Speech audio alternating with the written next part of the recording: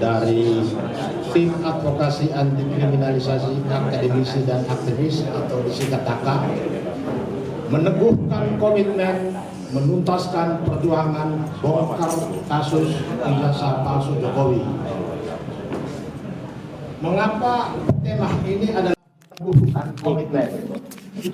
Karena dalam perjalanan TAKA 1 tahun lebih banyak dinamika terjadi, ya, antara lain sejumlah tindakan tidak terpuji yang dilakukan oleh 1-2 anggota atau teman-teman kita di dalam tim, dilakukan secara tidak etis, memecah belah, kemudian lari meninggalkan tanggung jawab. Juga pengaruh dari sejumlah pihak luar agar TAKA tidak melakukan advokasi membongkar ijazah palsu ini, sebagaimana kita lihat selama ini secara efektif dan sukses dilakukan oleh tim non litigasi di bawah koordinasi Ustadz Ahmad Kosinudin yang berhasil membawa isu dugaan ijazah palsu Jokowi ini menjadi isu nasional bahkan internasional.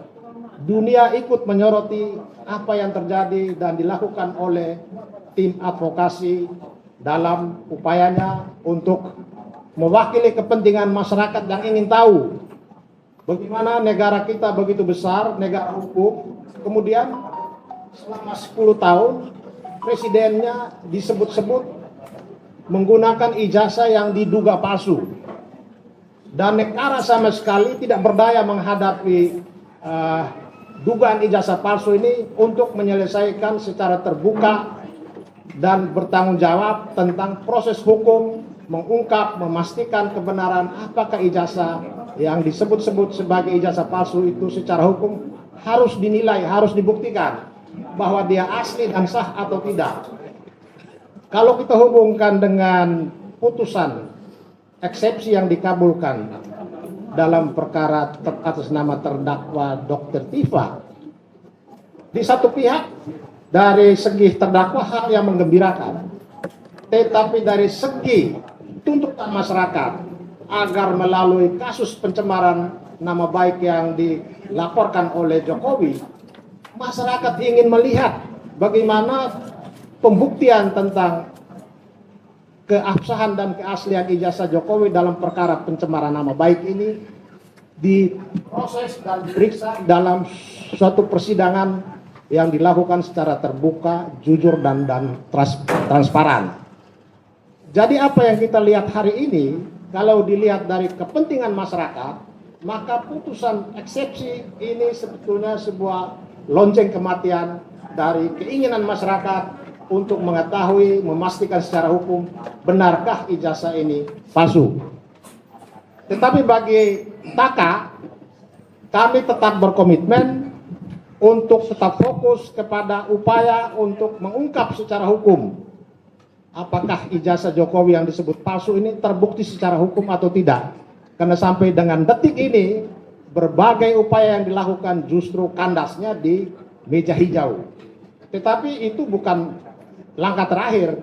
Kami akan tetap berjuang TAKA dengan jumlah yang mungkin akan makin besar. Walaupun ada upaya dari beberapa pihak untuk memecah belah, bahkan menegasikan peran TAKA selama ini, tetapi kami berkomitmen bahwa TAKA tetap jalan karena perjuangan memenuhi tuntutan masyarakat itu adalah jauh lebih besar. Nah itu sehubungan dengan dinamika yang sebagaimana sudah disebutkan oleh koordinator non litigasi dan juga menyambung puisi tadi sangat bagus.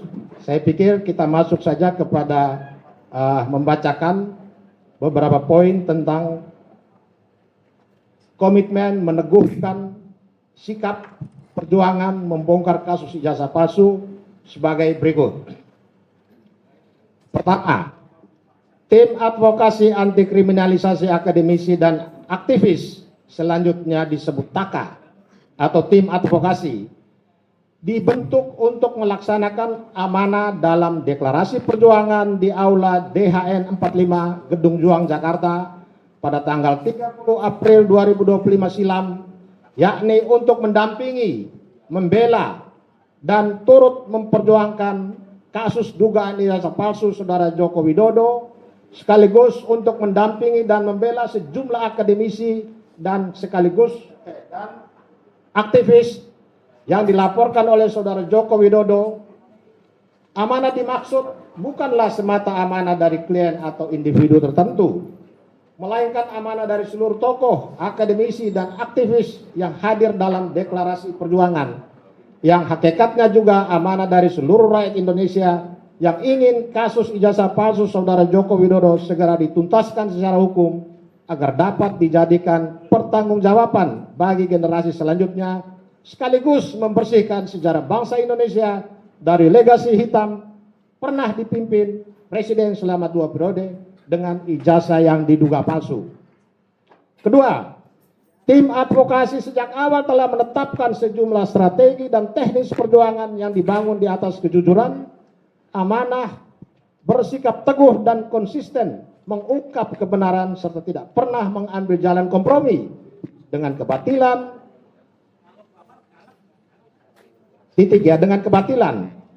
Setiap narasi yang disampaikan kepada publik, termasuk tetapi tidak terbatas kepada agenda wawancara dengan berbagai media, baik media lokal maupun media nasional, diskursus sosial media, menghadiri undangan podcast, membuat konferensi pers, rilis media, siaran pers, pernyataan hukum, dan berbagai tindakan komunikasi publik lainnya, semuanya dilakukan berdasarkan kebijakan dan keputusan rapat tim advokasi. Jadi bukan kita jalan sendiri-sendiri, semua berdasarkan rapat tim advokasi bersama. Ketiga, tim advokasi tidak pernah direpresentasikan oleh sosok atau individu tertentu. Tidak pula diperuntukkan untuk membela kepentingan individu atau tokoh tertentu. Setiap anggota tim advokasi berwenang bertindak untuk dan atas nama serta mewakili tim advokasi. Tujuan utama tim advokasi selain membela klien dari ancaman kriminalisasi adalah untuk membela kepentingan publik, yakni kepentingan seluruh rakyat Indonesia yang ingin kasus ijazah palsu Jokowi segera dituntaskan secara hukum agar dapat dijadikan pertanggungjawaban bagi generasi selanjutnya, sekaligus untuk membersihkan sejarah bangsa Indonesia dari legasi hitam pernah dipimpin presiden selama 2 periode dengan ijazah yang diduga palsu. Keempat, sejak dibentuk tim advokasi beranggotakan sejumlah advokat yang berkomitmen untuk mengawal kasus sampai tuntas. Lebih dari 60 advokat terlibat dalam tim ini, di antaranya 1. Petrus Celestinus, 2. Ahmad Kosinudin, 3. Dr. Amir Samsudin, 4. Dr. Herman Kadir, 5. Almarhum Dr. Samsu Jalal, 7. Dr. Ahmad Yani, 8. Medi Juniarto, 9. Baharu Zaman, 10. Kurniatri Royani, 11. Juju Purwantoro, 12. Azam Khan, 13. Untung Susiasi, 14. Firka Devi, 15. Muhammad Sabsir Jalil, 16. Yasin Hasan, 17. Sugeng Martono, 18. Muhammad Iryadi, 19. Khairul Anwar Silalahi, 20. Kartika Perdanasari, 21. Asparandi Piliang, 22. Paulet Jemi S. Mokolensang, 23. Gufroni, 24. Fajar Gora, dan lain-lain. Selanjutnya akan diteruskan oleh rekan Samsudin. Terima kasih. Saya lanjutkan komitmen tim advokasi anti kriminalisasi akademisi dan aktivis. Poin kelima, tim advokasi dalam perjalanannya mengalami dinamika perjuangan di mana ada sejumlah klien yang keluar dan berdamai dengan kepalsuan. Ada pula yang keluar dengan dalih menuding tim kami ada yang bersifat keras. Perlu kami tegaskan bahwa jika yang dimaksud keras adalah konsisten dengan kejujuran, konsisten dengan kebenaran, konsisten melawan kebatilan, konsisten untuk menuntaskan kasus ijazah palsu Jokowi, sekaligus konsisten menolak untuk berdamai dengan kepalsuan, kebohongan dan berkhianat terhadap amanah rakyat, maka kami tegaskan seluruh anggota tim advokasi memegang keras komitmen untuk menuntaskan perjuangan membongkar kasus ijazah palsu Jokowi. Keenam, tim advokasi menjalankan fungsi advokasi dengan tetap memegang erat kode etik advokat. Tugas advokat adalah membela hak dan kepentingan klien, bukan menjanjikan kebebasan klien.